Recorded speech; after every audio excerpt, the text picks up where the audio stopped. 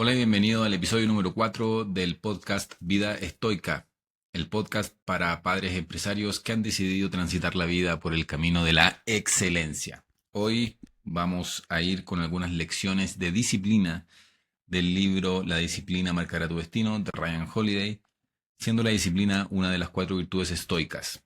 Entonces, vamos a ir con la primera. Ataca el amanecer. Toni Morrison se despertaba temprano, siempre temprano, para escribir. Se movía en silencio, entre la oscuridad, y se preparaba la primera taza de café. Se sentaba en la mesa en su pequeño apartamento, y mientras se le despejaba la cabeza, salía el sol y la luz invadía la habitación. Escribía. Lo hizo durante años, un ritual secular al que recurren no solo los escritores, sino muchas personas ocupadas y motivadas de todos los tiempos.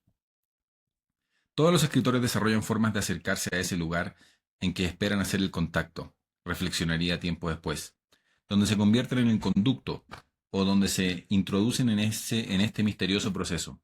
Para mí, la luz es la señal de esa transición. No se trata de estar en la luz, sino de estar ahí antes de que llegue.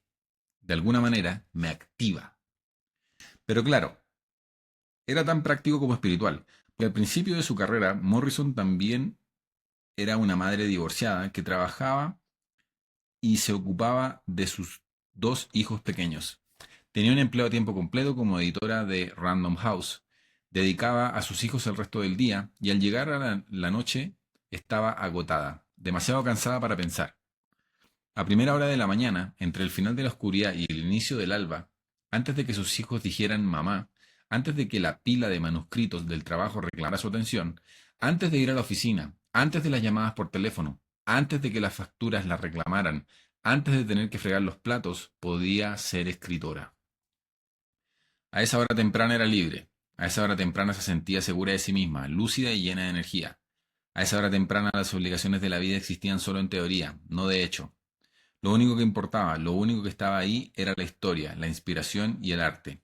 Allí estaba, empezando su primera novela en 1965, recién divorciada a sus 34 años, en plena lucha.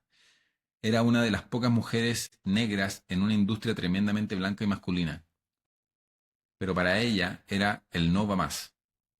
Ya no era una niña, pero a pesar de sus muchas responsabilidades, todo era bastante simple. Sus hijos necesitaban que ella fuera adulta. También su novela inconclusa.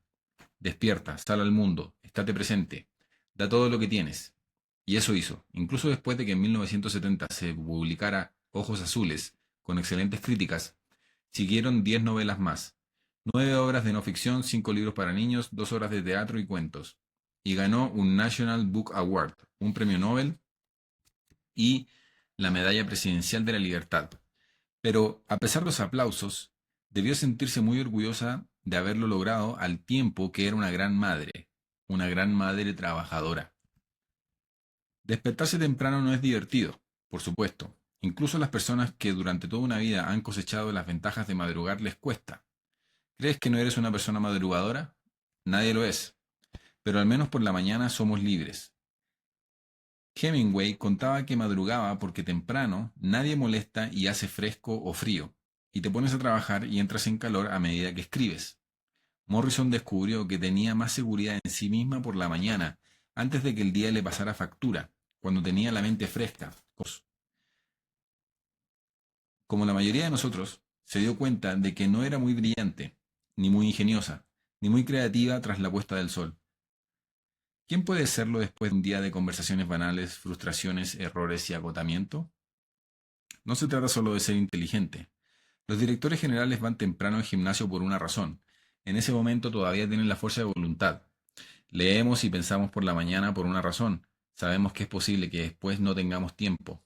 Los entrenadores llegan a las instalaciones antes que los demás por una razón. Así pueden adelantarse a la competencia. Levántate y ponte en marcha.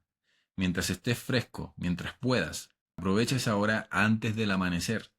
Atrapa la hora antes del tráfico. Atrápala mientras nadie te mira, mientras los demás siguen durmiendo. En las meditaciones de Marco Aurelio vemos que el hombre más poderoso del mundo intenta convencerse para salir de la cama al amanecer, mientras que su yo inferior pelea con uñas y dientes por quedarse. ¿Para eso nací? Le preguntaba desgana. ¿Para quedarme acurrucado al calor de las mantas? Sí, se está mejor bajo las mantas, pero ¿para eso nacimos? ¿Para sentirnos bien? ¿Vas a gastar el regalo de la vida, el regalo de este momento presente que no volverás a tener? ¿No ves a las plantas, los pájaros, las hormigas, las arañas y las abejas haciendo sus tareas, poniendo el mundo en orden, lo mejor que pueden? Se dice a sí mismo, pero también a nosotros. ¿Y no estás dispuesto a hacer tu trabajo como ser humano? ¿Por qué no corres a hacerlo lo que exige tu naturaleza? Pero aquí estamos, casi 2000 años después, pulsando una y otra vez el botón de posponer la alarma. Aquí estamos, desperdiciando las horas más productivas del día, rechazando esos momentos antes de las interrupciones, antes de las distracciones, antes de que el resto del mundo se levante y se ponga en marcha, también. Dejamos pasar la oportunidad de recolectar nuestro potencial de floración cuando está más fresco, con el rocío de la mañana brillando todavía. Creo que Cristo recomendó levantarse temprano por la mañana, al levantarse de su tumba muy temprano, observó el teólogo Jonathan Edwards en la década de 1720. Por eso las mañanas tranquilas parecen sagradas.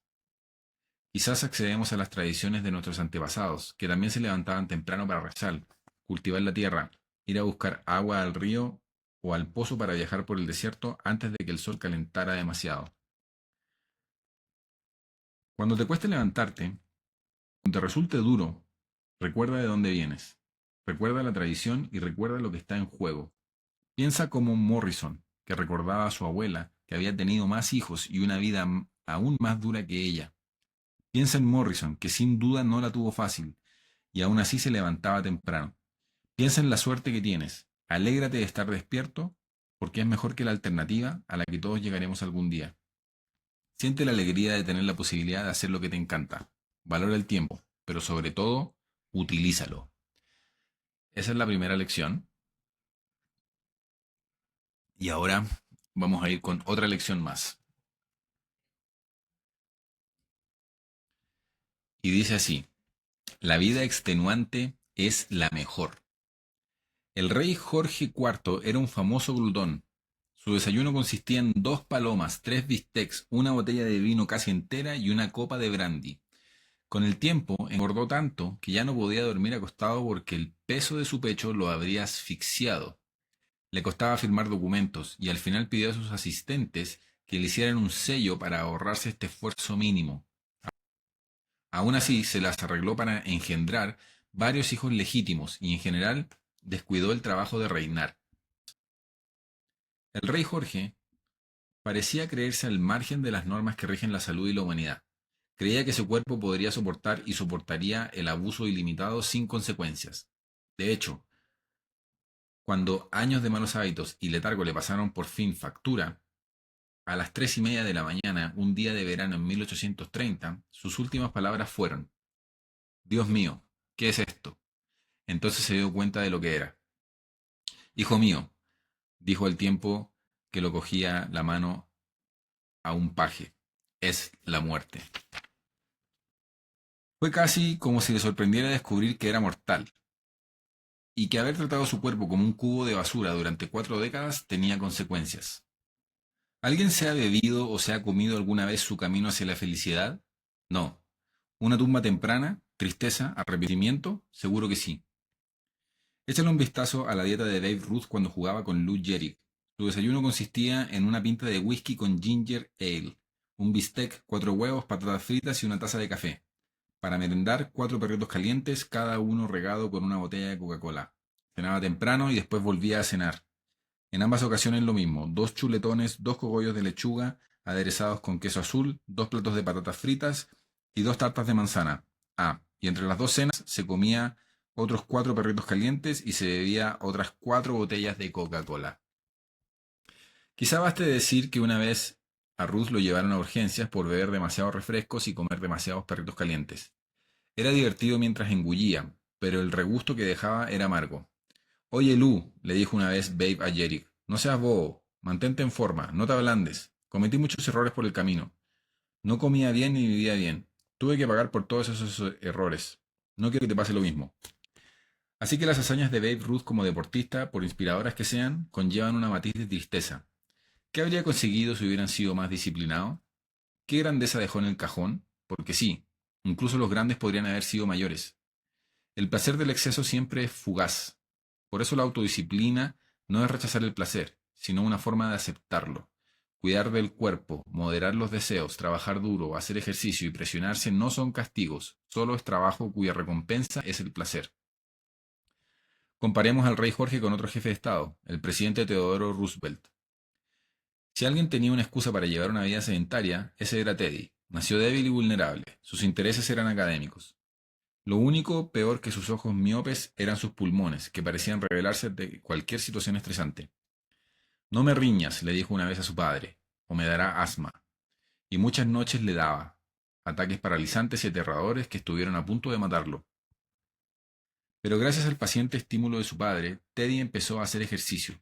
Primero en un gimnasio que había al final de la calle, después con el material de deporte de la familia y luego en Harvard. De este modo, rehizo no solo su cuerpo, sino también su vida y hasta cierto punto el mundo. La vida extenuante, la llamaría. Una vida de acción y de actividad, pero sobre todo de ejercicio. Caminar, remo, boxeo, lucha, senderismo, caza, montar a caballo, fútbol americano. Roosevelt hacía de todo. Casi no había un día en el que no se ejercitase activamente, practicara deportes o saliera a la naturaleza. Incluso siendo presidente, era lo bastante activo como para avergonzar a personas mucho más jóvenes. Cuando estaba en la Casa Blanca, escribió Roosevelt, cada tarde intentaba hacer un par de horas de ejercicio. Un par de horas al día, siendo presidente. ¿Quién crees que se sentía mejor al despertarse por la mañana? ¿El perezoso rey Jorge, cuya vida giraba alrededor del placer, o el a veces dolorido Teodoro Roosevelt, que eligió la vida extenuante, jugar al tenis o nadar en las frías aguas del Rock Creek o del Potomac? Incluso lesionado, por ejemplo, perdió vista en un ojo por accidente boxeando cuando ya era presidente. Se lo pasaba mejor. ¿Y qué crees que habría pensado Teddy de nuestra sedentaria y digital vida? ¿O de nuestras excusas de estar demasiado ocupados o demasiado cansados? Estamos destinados a algo más que existir. Estamos aquí para algo más que descansar y buscar placer. La naturaleza nos ha concedido dones increíbles. Somos un depredador alfa, un peculiar producto de élite de millones de años de evolución. ¿Cómo elegirías gastar esta recompensa? ¿Dejarás que tus activos se atrofien? No es solo una elección personal, nos afecta a todos. Casi la mitad de los jóvenes estadounidenses no los consideran aptos para entrar al ejército por razones de salud o condiciones físicas. La intemperancia no es una broma, la gula no es buena. No solo es un problema existencial, sino también de seguridad nacional. Si nuestro objetivo es la grandeza, si queremos ser miembros productivos y valientes de la sociedad, debemos cuidar de nuestro cuerpo, no solo en el gimnasio, sino también en la cocina. Una dieta saludable y no abusar de las drogas y la bebida hacen gran parte del trabajo. Eres un coche de carreras de gama alta. Echa la gasolina adecuada. Obviamente, el cuerpo del filósofo debe estar preparado para la actividad física, explicó el estoico Musonio Rufo, porque a menudo las virtudes la usan como instrumento necesario para que los asuntos de la vida. Utilizamos el entrenamiento común a ambos, cuerpo y alma, cuando nos disciplinamos con el frío, el calor, la sed, el hambre, las raciones escasas, las camas duras, la abstención de los placeres y la paciencia en el sufrimiento. Porque mediante estas cosas el cuerpo se fortalece y es capaz de soportar las penalidades, estudiar y estar preparado para cualquier actividad. La vida está llena de todo tipo de dificultades y desafíos. El trabajo no siempre irá bien, pero el ejercicio, eso podemos controlarlo. Es un espacio contenido en el que los únicos posibles obstáculos son la determinación y el compromiso que tengamos. Nadar, levantar pesas, hacer jiu-jitsu, dar largas caminatas. Puedes elegir los medios, pero el método es imprescindible. Debes mantenerte activo. Consigue tu victoria diaria. Tratar con rigor el cuerpo, como nos dice Séneca, para que éste no desobedezca a la mente. Porque a medida que desarrollas músculo, también desarrollas fuerza de voluntad. Más importante aún, desarrollas esta fuerza de voluntad y este vigor cuando la mayoría de las personas no lo hacen. ¿No crees que en plena huelga de carbón de 1902 hubo momentos en los que Teddy se cansó? ¿No crees que era agotador luchar contra los Trust, sus abogados y sus agentes de prensa? ¿Te imaginas cómo se sintió cuando la bala de ese asiento le atravesó el pecho momentos antes de su discurso? Sí, quería dejarlo. Sí, sabía que estaba llegando el límite. Sí, sabía que podía hacer menos, que otros líderes se sentían obligados a hacer menos, pero nunca lo habría aceptado. Siguió adelante. Tenía experiencia en no darse por vencido. Sabía que no siempre había que prestar atención a esa vocecita interior, la voz del cansancio y la debilidad. Había entrenado, sabía de lo que era capaz, había hecho su cuerpo y por eso podía hacer que se comportase como debía. Bueno, eso fue el episodio número 4 del podcast Vida Estoica. Y recuerda que en papaestoico.com te puedes registrar para obtener una lección diaria por email de estoicismo y desarrollo personal para padres empresarios. Que estés muy bien y nos vemos en la próxima.